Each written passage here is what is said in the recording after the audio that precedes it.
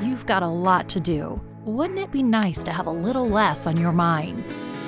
Eide Bailly can take the pressure off your day-to-day accounting, taxes, data issues, and other business needs. What inspires you inspires us. This is the Art of Dental Finance and Management podcast, brought to you by Art Wiederman, CPA with Eide Bailly. Whether it's taxes and investing or planning wisely, Art is the expert to make your dental practice profitable. At Eide Bailly, what inspires you inspires us. We provide a suite of accounting and advisory services dedicated to the total care of your practice. Visit our website to access our tools and resources tailored for dentists, eidebailly.com/dentist. That's EIDEBAILLY.com/dentist.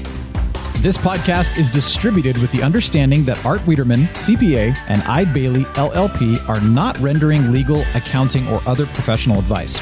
Listeners should consult with their business advisors before acting on any of the information or opinions shared. If you have questions and or feedback, make sure to email Art over at awiederman@eidebailly.com. That's AWIEDERMAN at EIDEBAILLY.com. You can also give Art a call at 657-279-3243. Without further delay, here's your host, Dental CPA Art Wiederman. And hello, everyone, and welcome to another edition of the Art of Dental Finance and Management with Art Wiederman, CPA. I'm your host, Art Wiederman. Welcome to my podcast. We are in the middle of our 5th year of doing this.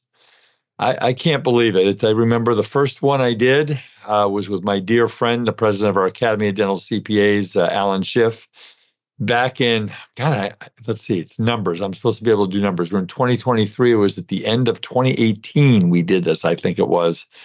And boy, it's been fun. And I've gotten to hang out with a lot of the friends I've made in the 40 years of being a dental CPA. And I will get to do that again on this broadcast. My good friend, who is one of the top dental coaches and consultants in the country, Bob Spiel. Bob and I are going to have a conversation today about something that's near and dear to his heart. And it's about bringing on an associate dentist. I mean, how many of you in your practice, and I hope it's more than less, how many of you are just doing really well? You're getting lots of new patients. You're busier than you've ever been. I think I read a statistic last week that the ADA said that 87% of practices are booked out more than 2 or 3 weeks. Dentists are doing well. People are spending money. And now you get to the point and you say, well, geez, maybe I need some help. Maybe I need to hire an associate dentist. Maybe I want a partner. What's my exit strategy? So we're going to talk about all that with Bob. Bob and his company, Dental Partner Pros. That's what they do. And we're going to get deep into that topic in a couple minutes. And I love talking to Bob. And Bob and I have worked together on some common clients for years and years and years. And I have the greatest respect for what he does and what he teaches. So you're going to learn a lot today. But first, let me get to some business. I want to thank, as I always do, our wonderful, wonderful partner, Decisions in Dentistry magazine. Got the privilege and the honor a couple of weeks ago. We're recording this podcast in about the first week of June. So a couple of weeks ago, we had the California Dental Association convention, which is one of my favorite 2 or 3 days of the year because I get to speak every year at the convention and I get to, meet lots of people, see all my friends and stuff like that. And one of my dear, dear friends that I saw was Lorraine Kent, who's the publisher of Decisions in Dentistry magazine, which is a fabulous, fabulous magazine. It's a clinical magazine, and I'm working with Lorraine and her team to bring a business side to this magazine. So if you have not been familiarized, that's a big word for me on a Thursday afternoon, familiarized. If you have not been familiarized with Decisions in Dentistry magazine, go to www.decisionsindentistry.com, where you can purchase up to 140 continuing education courses at a very, very reasonable price. And they have articles that are second to none in clinical dentistry, and we're bringing the business side of dentistry. And so watch what they're doing in the next several months and years to come. And we're going to be doing some really cool stuff with Decisions in Dentistry magazine. I am a proud dental division director at the CPA firm of Eide Bailly. That's Eide Bailly. And I love being at Eide Bailly. We have more resources than you can shake a stick at. Imagine if you, general dentist, and you had a periodontist, an orthodontist, an endodontist, a pedodontist, a prosthodontist, an oral surgeon, a TMJ specialist at your disposal for any kind of problem, like within one phone call. Well, many of you might have that, but in the CPA world, we've got like 200 verticals of what this firm does. It's really fun. It's like being a kid in a candy store. If you are not working with a dental CPA, we work with about 1,000 dentists in the Western United States. You can either call me at 657-279-3243, or you can email me at awiederman@eidebailly.com. That's EIDBAILLY.com, and we'll be happy to help you. If I don't know the answer to your question, I know where to get the answer, and that's why I got friends like Bob Spiel, who have answers that I don't have. So before I get to Bob, I got a great story. I like to tell, you guys have heard stories about me and my wonderful wife of 38 years, Lynn, and my two boys, Nathan and Forrest. And so, but I had a really fun experience. And if any of you are golfers, you'll love this story. I have three happy places, and I've told you guys this before. One is on a golf course, two is on a fly fishing stream, which I will be at the end of June in Montana. And the third is doing what I'm doing right now, or speaking in front of a group. So I was in my first happy place on a golf course, and many of you might remember back in May, a gentleman by the name of Michael Block, who is the head golf pro at Arroyo Trabuco Golf Club in Mission Viejo, California, Trabuco Canyon. I don't know which city they call it these days. He went and played in the PGA Championship. He was at even par. He was in the top 15 and playing with Rory McIlroy in the final round. He, for those of you that are not golfers, he jarred a 7-iron 150 yards on the 15th hole for a hole-in-one. Jarred means it went straight into the hole, did not bounce on the green. He became an instant legend, and he is the nicest guy on the planet. So he has inspired me to continue to work on my golf game. I'm about an 18 handicap. So I get to Arroyo Trabuco on Tuesday, and what happens? I go in to pay for my golf round. I turn around, and there's Michael Block sitting in his office. So I walked in, I said, may I be the 10,000th person to congratulate you on what you did. I was in tears watching you. Which I was really, really excited. I love stuff like this. And I want to tell you that you have really encouraged me to work on my golf game. I'm taking lessons every week. I take them at Golf Tech. And I'm getting there. We're not quite ready for the US Open. But I'm a lot better than I was. So I go out in the course. I shoot 44 on the front nine, which is about what I shoot. I shoot in the high 80s, low 90s. And then someone took over my body, and I shot 39 on the back nine for an 83, lowest score I ever had. So I now consider Michael Block my good luck charm. That was really, really cool. Now, the next week I went out and shot 92 and couldn't get out of a sand trap to save my life, but that's the way it goes. So I had to tell you that story, folks. You'll hear this a couple months after it happened, but anyway, that's the way it goes. Well, I want to also remind you one more thing before I get to my good friend Bob Spiel, is that September 7th to the 9th, if you are going to the California Dental Association Convention, which will be this year in San Jose, I will be speaking. I quite frankly am not sure what topic it is on yet. They're going to let me know, but I have my plane ticket and I will be speaking, and I will get to see all my friends up in Northern California. So make sure you do that. And I've got some more speaking things that will be coming up here later this year that I'll let you know as we get them on the calendar. Be sure to check out our new Eide Bailly podcast, Ebb and Flow, a business podcast providing inspired insight on issues and trends the middle market faces. Hear unique business stories, get answers to frequently asked and unasked questions, and understand business topics that matter to you. Available now on your favorite podcast platform.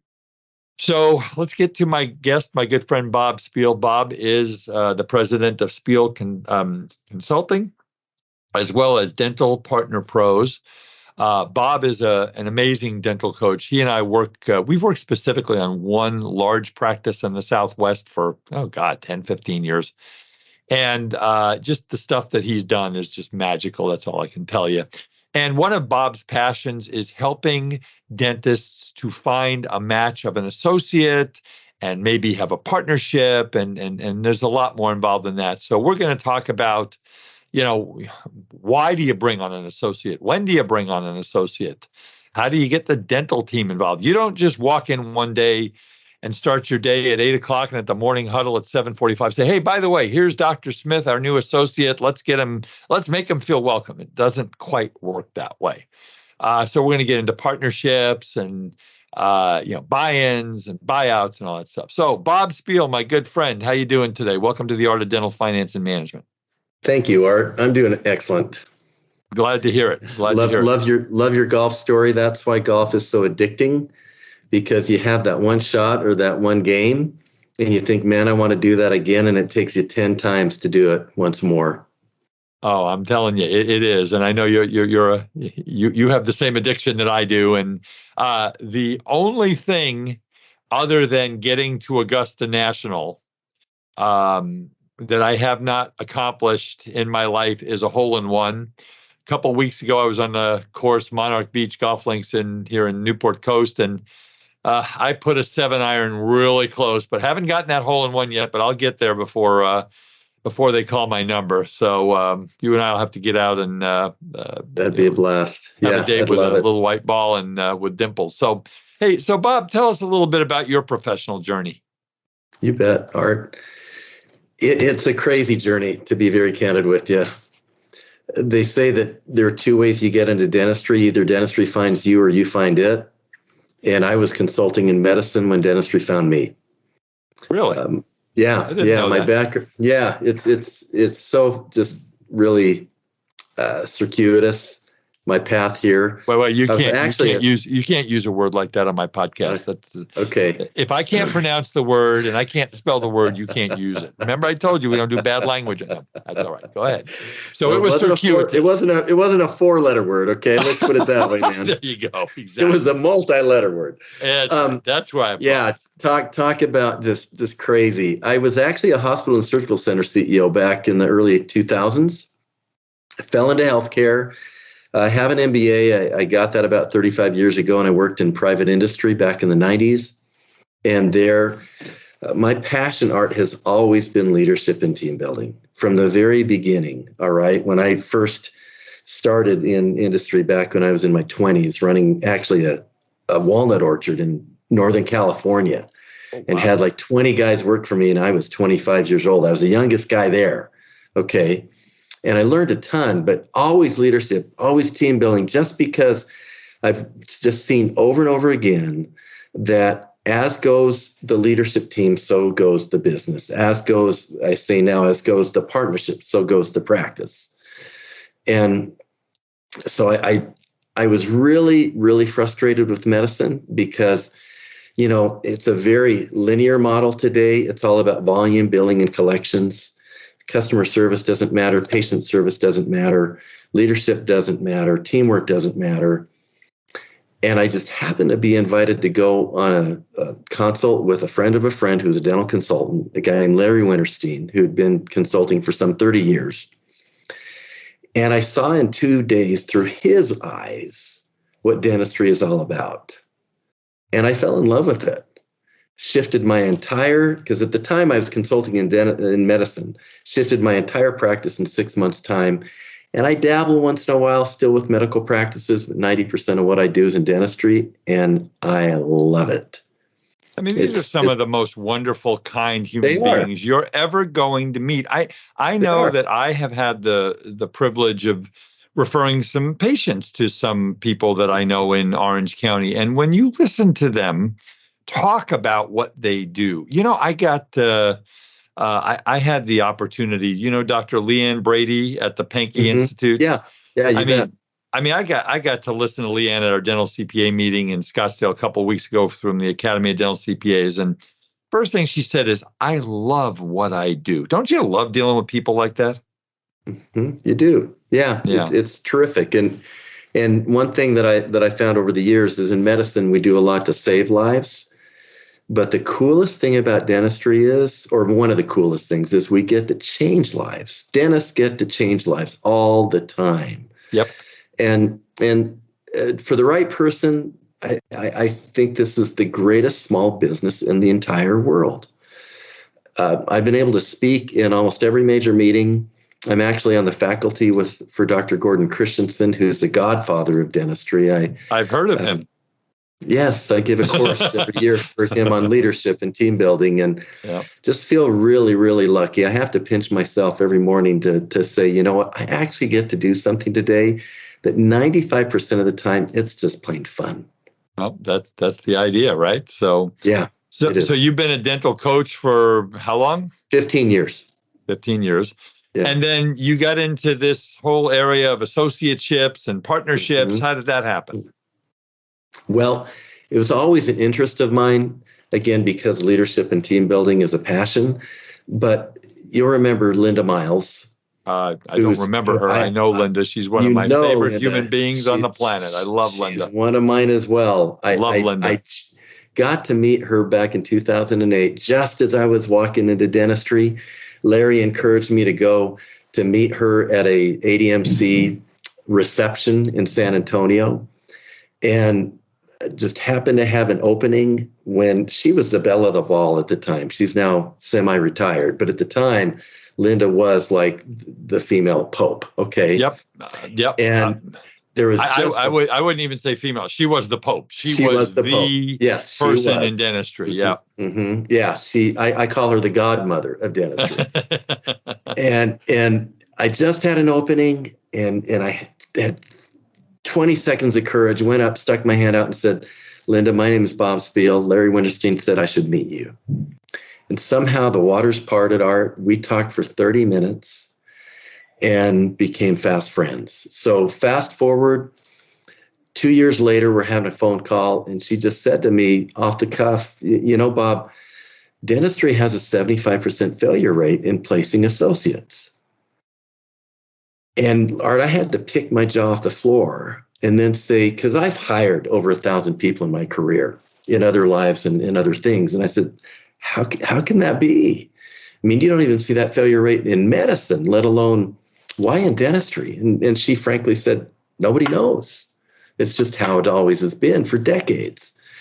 Well, I kind of put my thinking cap on and realized a lot of the things we'll talk about today in terms of why this happens and also what we can do to prevent it.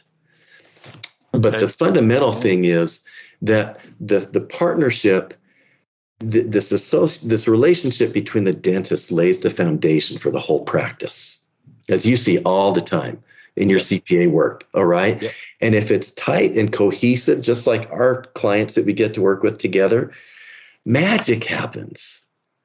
And even when there are problems, they motor through them and they can just continue to succeed. But when the partnership has stress in it, or when, like a father-son combination that we talked to a few months ago, actually begin to hate each other, everything just starts to get harder. The stress levels go up. It's no longer fun. Sadly, eventually, there are a lot of dental divorces that happen, is what we call them, when partnerships or associateships dissolve. And candidly, it doesn't have to be. But we're going to make it so that the people that are listening to this podcast can do it right. Exactly. And if they haven't done it right, maybe they can fix it, or maybe they don't fix it. I guess that's another option. But let's start talking about the when and the why. Okay, so you're a dentist, Bob. You got a great practice. You're busy. You can't keep up. You're booked out. And we'll talk about how far you should be booked out. Yeah, and all that stuff. Okay, so why should you hire an associate, and when should you hire an associate? Let's start with that. Great. Why? To put it simply, there's only one of you. And it's if you're producing, you're chairside. And very successful practices, as you see time and time again, reach plateaus. And once you hit that plateau, but when it's a great doctor who has a lot of enthusiastic patients who really love them. They keep telling friends, they keep showing up. And then what happens is the first indicator, Art, actually is more emotional than it is numeric. This is the doctor then that gets on the proverbial treadmill, and they start to find themselves under more and more emotional stress. And I'm not talking about the occasional stress, but this stress now wakes them up in the middle of the night, and they can't leave it alone. And they start to work harder and run faster. They don't have lunches. They're coming in earlier. They're working later. They start to work Fridays. And as we all know, this is a full contact sport. Yeah. Dentistry is taxing emotionally, spiritually, physically, and mentally. And if you don't have time off, man, Covey's principle about sharpen the saw really starts to come into effect. So emotionally, you start to power down. Then you start to practice what I call drive-by dentistry, which is you do an exam and you think, do I really need to talk about this right now? And do they really need it right now? Or can it wait 6 months? Or do I even have room in my schedule to bring it up? So then their production levels plateau. They get booked out, not just weeks, but months. Okay. And then they just start going through the motions. And there's this sense of, I hate my life. It's not that I hate my profession, but I start to hate my life. And that's what gets me most excited about this whole thing is how do we start to get dentists' life back to them so they can love what they do once more. And there's two things. Okay, number one, and we're not going down this road today. Mm-hmm. On top of everything that you just said, then we have the dentist where 70% of his or her practice are PPOs giving 40 to 50% discounts. So that makes the financial stress even more and more on the treadmill about what you said. Number two is they start neglecting their friends and their family. And that is where it really starts falling apart. So what we really want to do is we really want to get to the root of this. Okay, so we talk about the why. When do you think a dentist is ready to start bringing an associate on it? And that has to do with schedule and all this stuff. It does. And what my partner and I call is we look for a practice in a practice. And basically what they should be looking for is, are they producing over 100 to 120,000 a month by themselves? Right. Do they have over 1,900 active patients? And I'm thinking if this is a solo doc, multiply this if this is a group practice. Sure. And are they seeing 25 to 50 new patients a month? I mean, 1,900 active patients is a lot. 25 to 50 new patients. And I remember when I was back as part of Pride back in the 80s. Sure. And they used to say 12 to 18 new patients is a good place you want to be, but 25 to 50. And again, if these are all patients, and I get on my soapbox, Bob, about PPOs and insurance companies. I mean, the IRS, I'll be all right. The ADA statistics said 1 out of 6 dentists are going to be resigning from one or more insurance plans this year. So I think the dentists are starting to figure out the deal. But if you're, and you're so busy and you're getting these patients and you're getting 60% of UCR and you're charging $70 for a prophy and you're paying your hygienist $65, it doesn't work. So it doesn't. No. Exactly. So this creates what I call the patient revolving door. Right. Where you're just so busy that you're on the treadmill, but the patients are coming in and leaving just as fast. Right. So when do you bring on an associate? When do you start to say, what I call it is, when are you ready to bring on a wingman or wingwoman? Is at that moment when you realize I'm too busy. Right. And I've got to do something about it, or else my practice is actually going to start to tip backwards. Okay. No, I'm too busy. Yeah. So is that I'm too busy? Now, too busy could mean I'm 2 weeks booked. Too busy could mean I'm 8 weeks booked, right? There's no firm. I mean, I've heard the rule 4 or 5 weeks out, and we're not talking, I have 2 patients 4 weeks now. We're talking about, I can't get an appointment with Dr. Spiel for 4 weeks solid. Is that what we're talking about? Yes. Or 6 or 8 weeks out. One client that I worked with, frankly, was booked out 5 months. I mean, that was way too late for him. He should have done this 2 years earlier. Okay. Yeah. Okay. So we decide, Bob, and again, this is a half a day course that we're teaching here in about an hour. So Right. let's start off with, okay, we've decided we need somebody. And that's the key, doctors. Your body and your mind is going to tell you, I need help. So once you Exactly. figure that one out, so what kind of characteristics, personally and clinically, are we looking for an associate candidate? So someone comes to you and says, all right, Bob, help me out here. Find me a winner. What are we looking for? That's probably the most important question of all, Art, and where Okay. we fail the most, to be honest with you. Because let me circle back to a second with this conversation with Linda Miles and her statement, we don't know why. What I discovered as I really thought through was, and the light bulbs went off, was this isn't a business relationship. This is not like two people getting into a partnership in a standard traditional business. This is the closest thing to a marriage besides a real marriage. Because Right. dentists, as you know, are in each other's sandbox all day long. Yep. They share the same patients, they share the same staff, they're in the same space. Consider it like two executive chefs that are in the very same kitchen. And if the synergy isn't there, things can become explosive really fast. So what's important when you think about this, and where we have failed candidly, is we haven't been clear enough about who will succeed in this environment.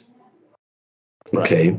And so what we do is arrive at what we call the avatar of the ideal candidate. Who's going to fit in this culture, and who's going to not duplicate my personality style, but complement my personality style. Okay. Okay. And then do they have the same values? Essentially the same values? Do they have the same views of how you handle money and what you do with money? Okay. All right. And then do they have the proper dental experience to be able to meet the needs that you have? And this is one of the mistakes, frankly, that a lot of solo doctors have, is that they think I need somebody that has 1 or 2 years of experience. And I won't consider anybody who doesn't have that. When really what they should be looking for is somebody who's hungry and humble, somebody who's gotten really good marks in school, but who matches their culture and can complement them as a clinician. That's the person that they can grow and mentor and really have an exciting relationship for years to come after that. Because that person is it's like a fresh ball of clay. Nobody has molded it yet. And you, the senior doctor, can take that fresh ball of clay and turn it into exactly what you're looking for. But a lot of dentists probably don't know what to turn that ball of clay into, right? That's correct. They don't. Yeah. Once again, it's about being really intentional about not only what do they need to look like, but how am I going to get them busy and what type of work do I want them to do to start with? Right. Those are questions that frankly can be answered in about an hour. But what they do is they then empower you to be able to know, who am I looking for and what are they going to do for me? And with those answers in hand, you can now start to do some really active searching. But without those questions, it's no wonder, those answers, it's no wonder we have a 75% failure rate, because we're looking for somebody who has a pulse and a license. Right. And that's not what we're looking for. So, I mean, I know you can do DISC test, personality testing. I'm sure you do all of that. We do that, yes. Okay. So now we've figured out what kind of an associate that we have, and you go looking for them. I mean, there's 200,000 dentists in the United States. Not all of them are looking to be an associate in your town. So you start searching for them and you find candidates. And then do you start the process, Bob, with you have them meet the doctor right away, come see the office? How do you do this? Well, it depends. For my firm, we vet the candidates up front, and we take them through what I call a funnel. Either they match the characteristic or not. If they keep matching, then we reach a point after interviews and after behavioral assessments and checking references, then we make an introduction to the doctor. Okay. So there's got to be, and a lot of the doctors, they just send out, an advertisement, and they have them come right in, and they don't check them out. And they don't look on the internet. And that's correct. I'm sure you look at their, and they haven't interviewed them well. They're just looking to see if how does the energy feel. Right. Yeah. Exactly. And that's not the way you want to get more into. So personality testing, checking references.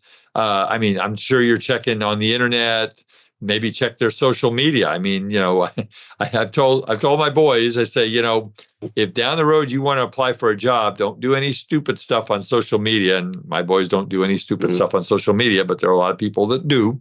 So you got to watch that too. So, okay, so let's say we find that associate. We narrow it down and you say, Dr. Wiederman, I think Dr. Smith is the person. I think I like this one and I agree.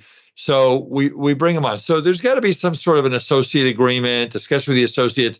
So, I mean, we're going to get an attorney involved, obviously, on both sides. And so what are we telling are we getting into the meat of just, okay, you're just going to start working and we'll see how it goes and I'll talk to you in 6 months? Or do we get into some discussions early about where this thing is going? What do you do with that?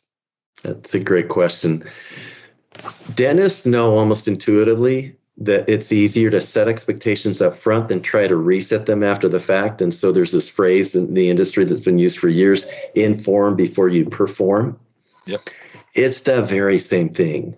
When you have that candidate and you're really excited about them and you feel like they meet your criteria, the associate agreement should clearly set expectations up front.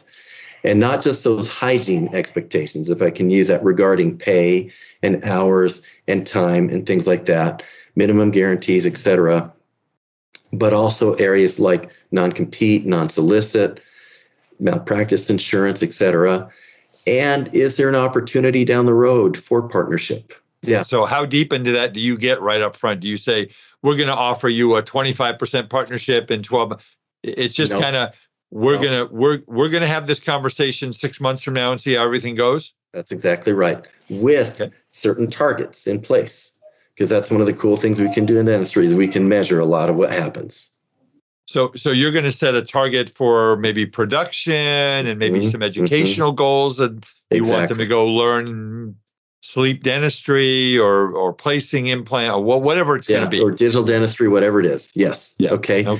Set those expectations early up front and then use the associate agreement art actually as a vehicle to provide feedback. That's one of the things that we fail in.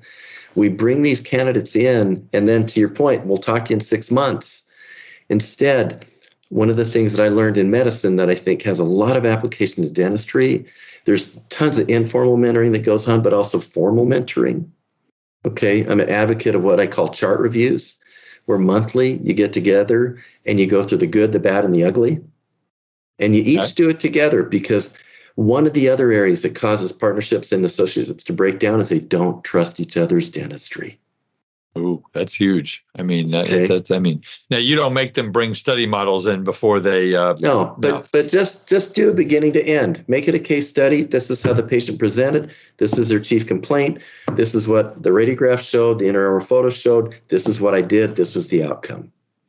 And talk about one that you're really proud of. You think, man, I nailed this. And then one that surprised you, and then one that just plain out fooled you. That's the ugly. Because it's all about trying to learn, okay? And we want to get really good at failing fast so we continue to learn and get better. Okay. So let's talk about the dental team, because like I said, you don't just bring an associate in Monday morning at 7:45 in the morning huddle and say, although there are dentists that will do that. I know that all the time. Mm-hmm. I know that all day long, and we're not doing that on this conversation. So when do you get the dental team involved, and what do they do? Do they interview the associate? I remember when I ran my CPA firm, I had 3 wonderful, wonderful women, Pam Chamberlain, Debbie Sanders, and Raquel Goyette. Raquel, God bless her, just retired a couple of weeks ago, worked for me for over 30 years. And I wouldn't hire anybody without all 3 of them talking to this person. And, they had the what meter, which was a lot better than mine, because I'm a nice guy like you're a nice guy. So what do you do as far as the team? When do you get them? When do you tell them? I mean, do you have the dentist get up at a team meeting one day and say, guys, I think it's time for us to start looking at an associate? How do you do all of this, and how do you get them involved? The answer to all of that is yes. and you get them involved early. Okay. Remember, we talked about setting the criteria, establishing who's going to fit in this culture and what are those characteristics. When we work with client, we'll actually go on site and interview the whole team and come up with this list and then present that to both the doctor and the team so that everybody feels like they've been involved. But you're exactly right, Art. With the 3 folks that you had around you, you've got to involve the team, because in the end, the team is going to be vital for this associate's success. If the team hasn't bought off on this person is not going to succeed. But if the team likes them and believes in them and wants to mentor them, virtually nothing is going to lead for their failure. So start them early, keep them involved, have them interview, have them know in the end they don't have veto power, but their opinions really, really matter. And you want to know what they think and why. Absolutely. No, I agree with that. So at this point, Bob, talk a little bit about what you do. I know that one of the things you're a dental coach, and you go in and work with, how many offices have you worked in 15 years? Hundreds. In the hundreds, probably. Yeah. Between speaking and working with, yes. Yeah. So the thing is that tell us about your coaching business a little bit, and then talk about Dental Partner Pros and what you do, how you do it, and then we'll let folks have your phone number and contact information and get a hold of you. And let me just, we're going to have to do something about this name, because it's Dentist Partner Pros. Okay. So it's Dentist Partner Pros. And, what do we do? 2 things. Expert practice management services, really designed to help dentists learn how to do more in less time with less stress, and how to lead their teams effectively so that they can get their life back. But for those that are ultra successful or at a phase in their career where they know that they need to bring in somebody else, what Dentist Partner Pros does is that we become the specialists to be able to take this problem off their hands, because we've estimated that this whole process, if done right, takes about 175 hours. And nobody has that amount of time. Okay. Nope.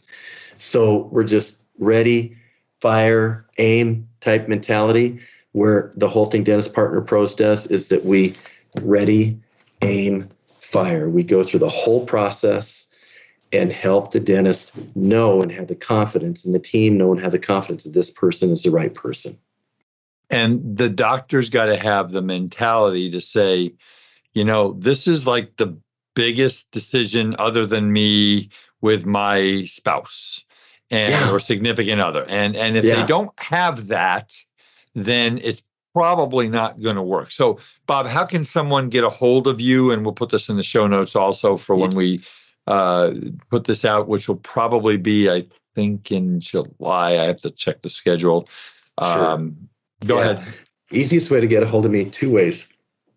One is just my email, bob@Dentist Partner Pros, or my cell phone number is 208-520-6900. Okay, and I'd be happy for either one. And Art, even if somebody just has the question, is now the time? Am I at a point where I really could entertain this? Because sometimes, as you know, practice owners feel like, man, I've never been busier in my life. But it isn't because they really need an associate. It's more because they haven't learned how to play the game of dentistry well. Yeah. Okay.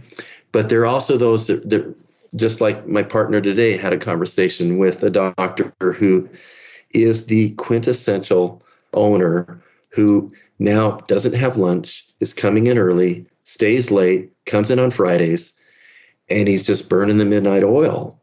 But he's hesitant to do something because of all the horror stories that he's heard about how bad associateships can be. Because what we've estimated, frankly, is if you do it wrong, it's about $100,000 to $200,000 cost. Yeah. If you add up everything, including just not their time, but doing it over again and all the rework and the loss of rapport and the loss of patience, etc. But if you do it right, it's magical. Yeah. I helped a dentist in Sun City West a year and a half ago who was in that same mode of being busier than he's ever been, loving what he does, but having no time for family or friends or really for himself. Finally reach a point saying, I have to do something.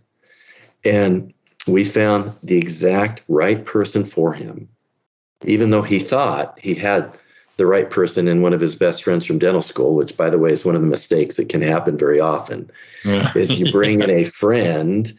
I had to be, by the way, the guy that tell the friend, you're not a good fit. Sorry. Go into private practice on your own, but don't plan on being a partner. But we found the right guy. And Art, he produced over $1 million in his first year. That's unbelievable. And this is somebody who'd been out. He'd been out 2 years. Wow. But with the right mentoring and the right encouragement, the right situation, man, the guy just took off. Yeah. So what you're saying, Bob, is if you got two guys in dental school and they got into fist fights in the schoolyard, those are the ones we could get together, right? Not the best friends. No, I'm just kidding. Yeah. So that's how you get in touch with me. And we'd love to talk to anybody who's got questions. Okay. No. And guys, as you know, for those of you who've listened to this podcast for coming up on 5 years, I don't bring schlock artists. That was a word I learned from my mother in Brooklyn. Schlock artists. I don't bring schlock artists onto this podcast. Bob is ethical and as good as it gets. And if you're looking if you're having those thoughts and you're going home and you're saying I'm on the treadmill, I can't get off of it. My family's suffering. My health is suffering. I'm not having fun. I'm not loving dentistry the way I did the day I graduated from dental school.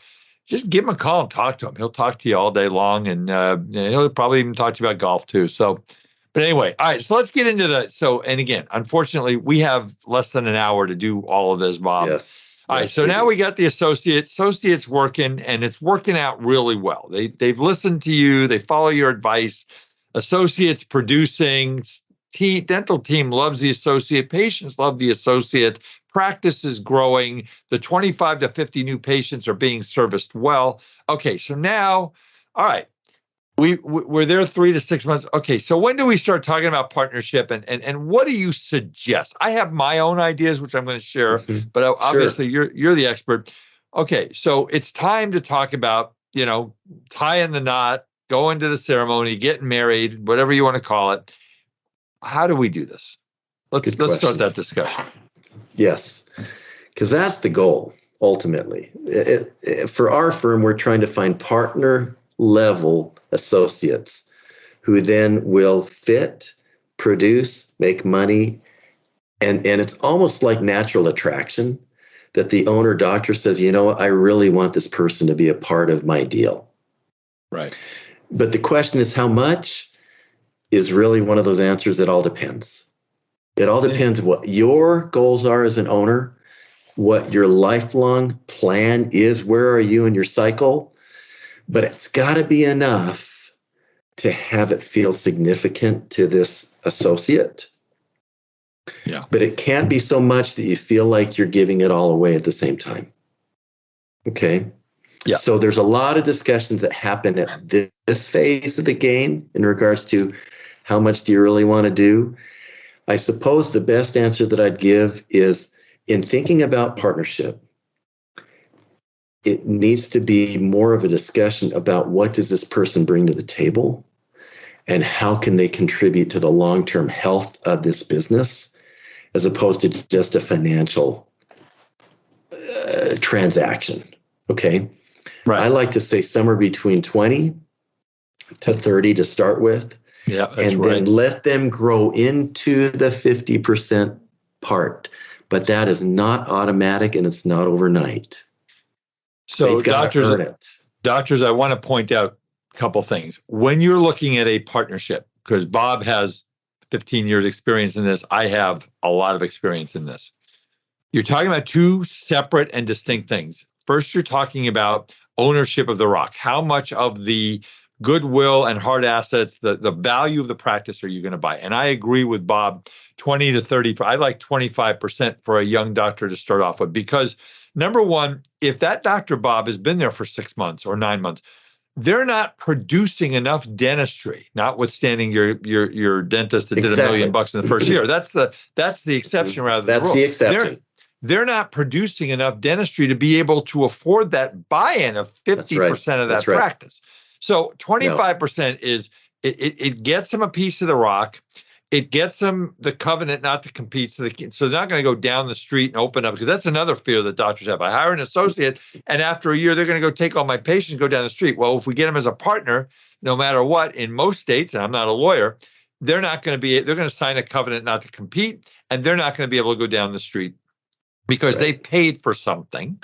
So that's the first thing is now, again, if you're a doctor who wants to retire in a year and you want to bring on a partner and then sell it, you might not even want to go the partnership, right? You just go sell the thing, you just do a barn door. Yes. Just do a barn door. Okay. So now the other thing we have to talk about, Bob, is we talked about how much of it's going to sell.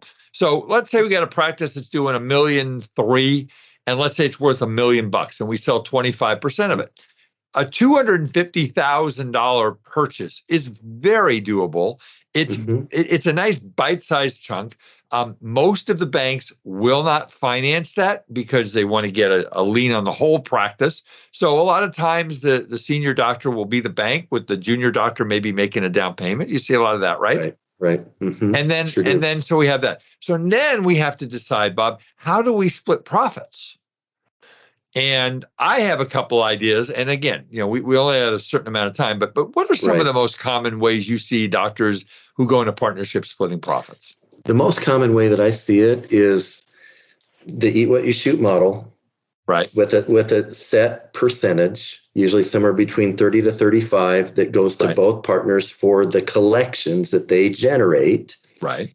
And then after that, everything's paid for, and then the profits that are left after that are split based upon ownership percentages. And that is exactly, there's a reason that you're on my podcast, because you and I think alike. That is when someone comes to me to structure something like that, that's exactly what we do. There's a portion that involves, you're going to get paid a percentage of your sweat equity, your work and all this stuff. And if you can outproduce the other doctor, power to you. That's great. And then the rest of it is an equity part. You are getting the profits of a business, just like a dividend. If you're getting stock dividend. Yeah.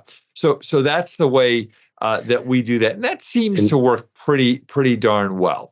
So one question. So Art, let me go ahead. Sorry to interrupt, but let me just put it this way. Please do. Here's a rule of thumb that I'm just trying to create this tension between it's all mine or it's all ours.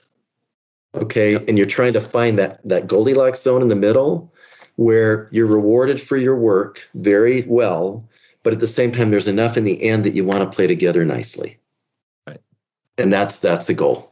Now, a couple of things, Bob, that I want to point out here, and this might come into the mistakes you've seen, but which we'll talk about in a little bit. Mm-hmm. So I get the doctor that goes, okay, I'm going to get $400,000 or $250,000 for a buy-in, but I can't take a cut in income. Doesn't work that way, right? Right. So we have to convince the senior doctor, you're getting a check, which we want you to use to reduce debt, fund retirement, whatever it is going to do to accomplish your financial goals. But in exchange for that junior doctor is going to expect to make more than he or she is making as an associate, because why would they write you a check for $250,000 if they're not going to make more money, right? Correct. And do you see that a lot where the senior doctors say, well, I can't take a cut in income. I got all these obligations, right? It happens, and it's one of the ways that things start to fall apart. Yeah. Because the key here really is to view it from an abundance mentality, with the reality, if we grow this together, it's going to be bigger than both of us. Yeah. Yeah. And it's really the psychology. And what about, okay, so do we talk about, let's say that associate's been there for 6 months or 12 months, and they just really killed it. They did a great job. Patients love them. Team loves them. Mm-hmm. Do we talk to the senior doctor about giving, we get the practice appraised, right? Right, exactly. That's part of what you do. And actually, it's not, Art. Oh, you bring in an outside. I sub that out because I view it as a conflict of interest. So I sub that out. But Okay. yeah, but you do get it appraised. So you bring a professional dental appraiser in who's done this hundreds of times, and they come up with a number. Do we talk about giving the junior doctor any kind of a break for any kind of goodwill or sweat equity that he or she has earned? Talk about that for a little bit. Yes, I do. To me, the fairest way to do it is to appraise the practice at the time of buy-in, or let me put it this way: appraise the practice at the time the associate joins, and then appraise the practice at the time of their buy-in and split it in half. Okay. That seems to reward the senior doctor for all they've invested into that associate, but also rewards the junior doctor for the sweat equity that they've created. It strikes a good balance between both. All right. And that's my recommended way of doing it. No, that's why you're the expert on this. So how do we get the dental team, who in many cases might be in their 40s, 50s, and 60s, to respect the junior doctor as an owner? And that junior doctor could be 32 years old, right? Oh yeah. And in many cases is. Yes. How do we do that? Because again, well, wait a minute. I've been working for Dr. Spiel, for 30 years, and now I'm not going to listen to you.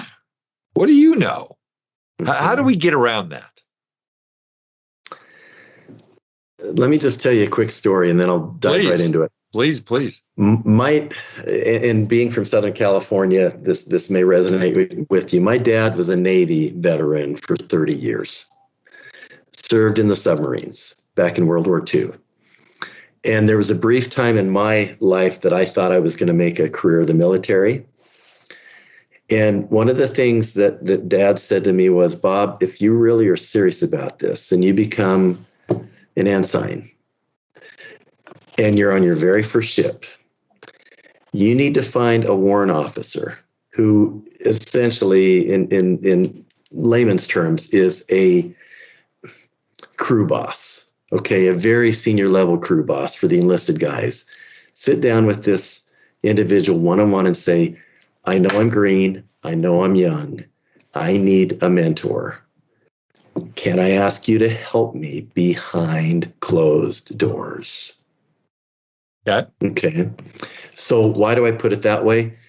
I think it's really important for the associate to come in with this sense of both humility and hunger for what they're doing.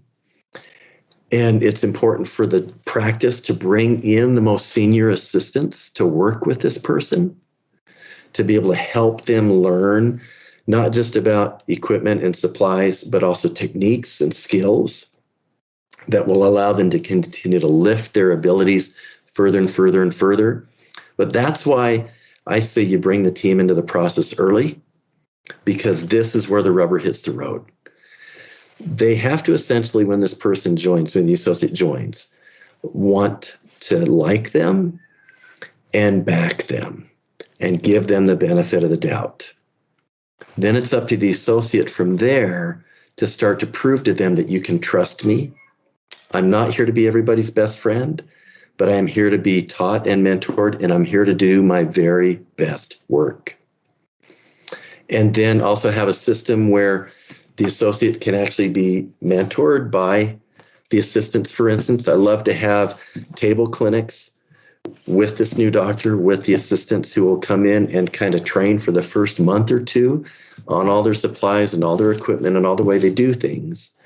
So there's this collegial relationship that is established between the two of them. Because if they view this doctor as someone who is really trying hard and learning, and if they already figured out, I like this person to start with because of all the work that's happened to bring them in, the chances are really, really high, Art, that this team is going to continue to back them, lift them, and if and when mistakes happen, forgive them. Yeah. And the thing is that too, I've seen junior doctors, because I talk to teams all the time about this kind of stuff, and I see the junior doctors coming in and trying to boss the team around and take over because I am a dentist. I'm a doctor, and I've earned this, and I've earned this right, and you're not. And that's got to be something up front when you're talking to this associate that you just beat into them that, listen, if you start trying to be the boss and you start trying to tell them what to do and you start being arrogant and have an attitude, you're going to fail. I mean, I'm sure you tell them quickly, that pretty straight up. Yes, we do. We do. Yeah, because, and that's why I told the story about my dad and, getting a warrant officer to be your mentor. Because literally, the fact that you have a license, as Gordon Christensen put it, for the first 5 years, I realized afterwards I was dangerous. Yeah. All it means is you now have the right to get into that operatory and now start your career. Right. But there's so much that you don't know. And if, to your point, if you come in with this idea that I'm now the dentist and so you've got to do it my way, that team will cut you off at the knees and they will not support you. So there's this relationship, this synergistic relationship that has to happen between the new doctor and the team, and is as much dependent upon the new doctor as it is the team.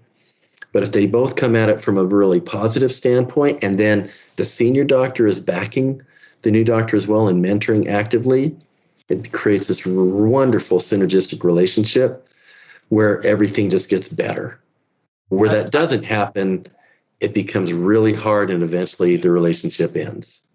So maybe that leads us into the final topic. And, I love talking to you, man. You're just I could talk like this for hours. But I should just do a podcast that goes on 24 hours a day, 7 days a week. But that means I don't get out on the golf course or on the fly fishing stream or get to watch the NBA finals, which are 2 months over once this thing records. Exactly. What are the biggest mistakes you've seen in associateships and partnerships? Again, that's a whole nother podcast, but maybe lay out 2 or 3 things that you see, like, doctors, if you're going to do this, don't do A, B, C, and D. Yes. Or A, B, and C. That's 3. Okay. Yep. In these relationships, thinking again that this is like a marriage, number 1 is a failure to communicate.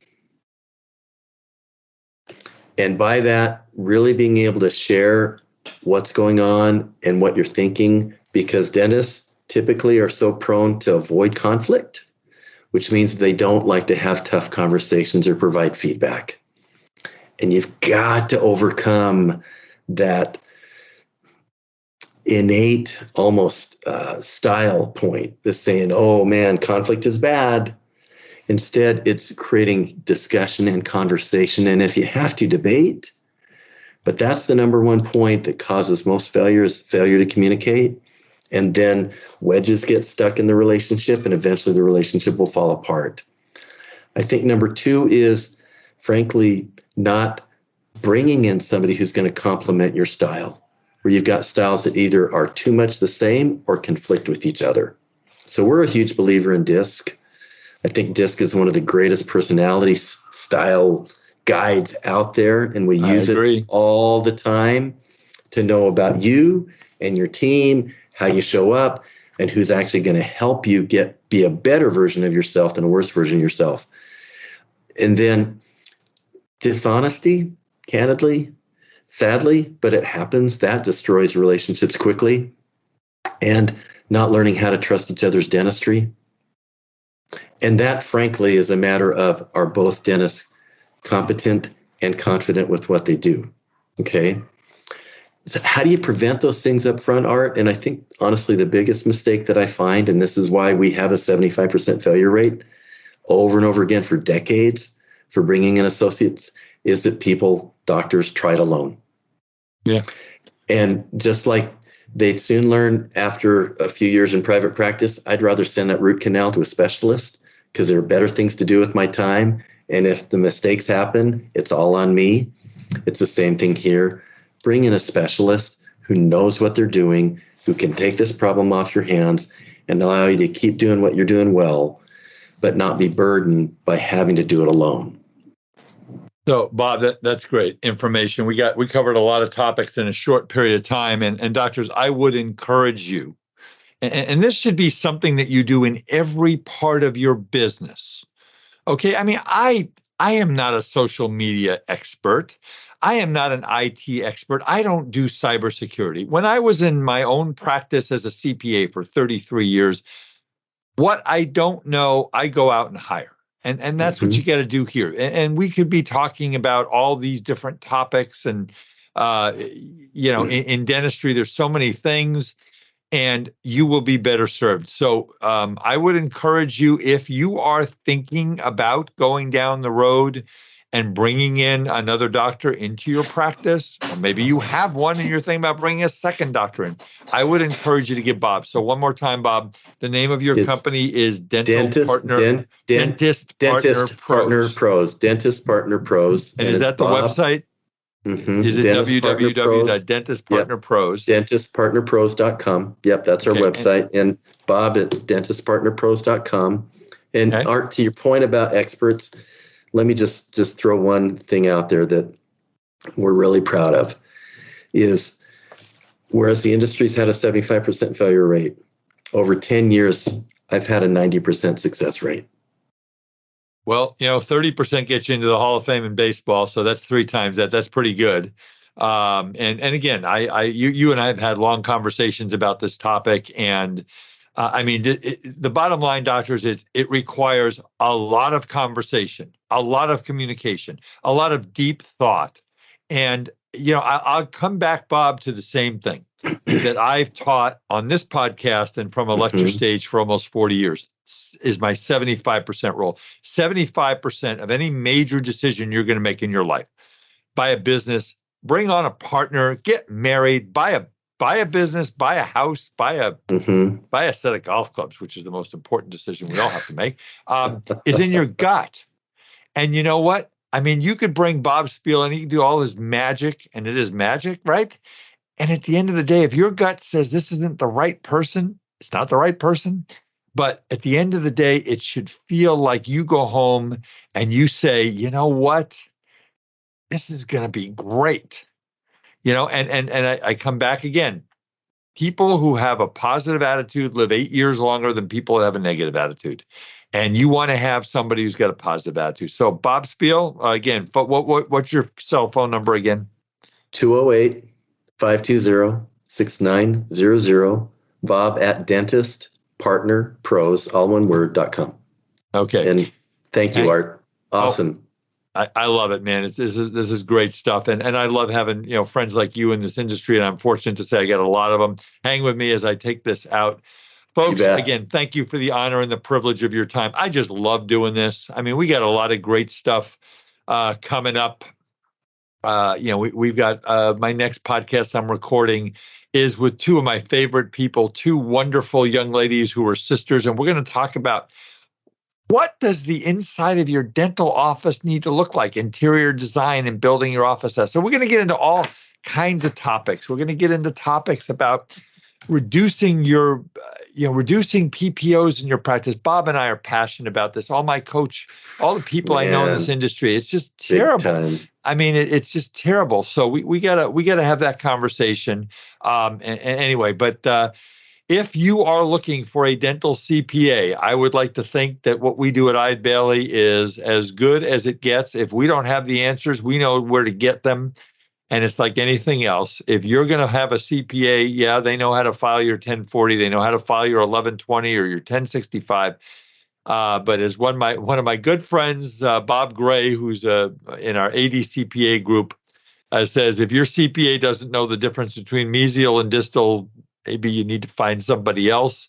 And I have to continuously look like that because I would not have been a good dentist, but I do kind of know what those definitions are. The point is, folks, is if you're looking for a dental CPA, we can help you at Eide Bailly. My phone number is 657-279-3243. My email is awiederman@eidebailly.com. That's EIDEBAILLY. Shoot me an email.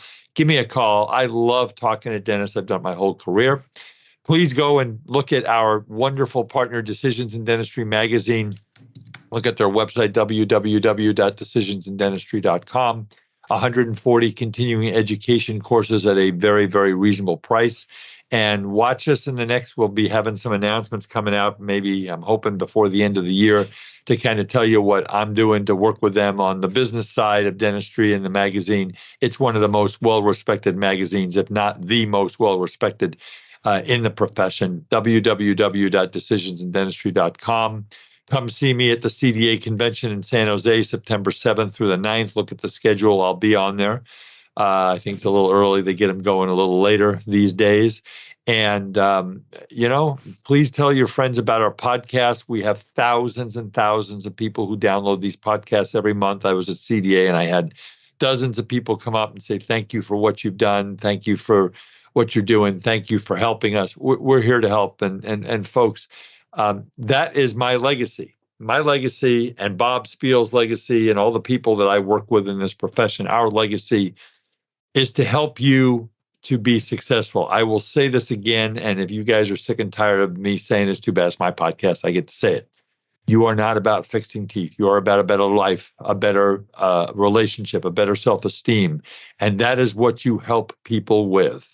And when I go and help a doctor retire in my transition business, and I talk to the senior doctor when they sign the contract, I say, doctor, think about the hundreds, if not thousands, probably thousands of people that you have changed their lives for the better. And please remember that that's what you're about. And what you do is such important work. And if you're not happy at it, you need to talk to somebody like Bob. You need to get some help in that area. And you really need to figure it out because life is too short to be stressed and upset. With that said, I will get off my soapbox and I will thank you again for listening to my podcast. And we will see you next time on the Art of Dental Finance and Management with Art Wiederman, CPA. And we'll see you next time. Bye-bye. Thank you for listening to today's episode of the Art of Dental Finance and Management podcast. Be sure to subscribe wherever you listen to podcasts so you never miss an episode. The Art of Dental Finance and Management podcast is produced by Eide Bailly in partnership with Art Wiederman, CPA, Decisions in Dentistry Magazine, and the Academy of Dental CPAs. For audience questions and feedback, email Art Wiederman, awiederman@eidebailly.com. That's AWIEDERMAN @EIDEBAILLY.com. Or you may call Art at 657-279-3243.